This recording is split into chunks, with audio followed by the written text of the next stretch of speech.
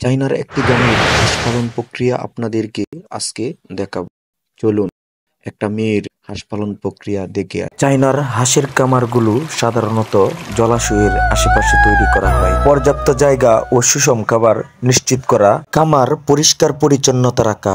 এই মেয়েটার গ্রামীণ একটি মৎস্য হাঁস কামার আজকে তুলে ধরলাম। সে গ্রামে হাঁস পালন করে সে উন্নত জীবনযাপন করে। দেখুন সে হাঁসের কামার থেকে ডিম ওঠাচ্ছে, অনেক সুন্দর একটি প্রক্রিয়া কামার তৈরি করছে। সে ডিম উঠানোর পর সে ডিমগুলো বাহিরে নিয়ে আসছে এবং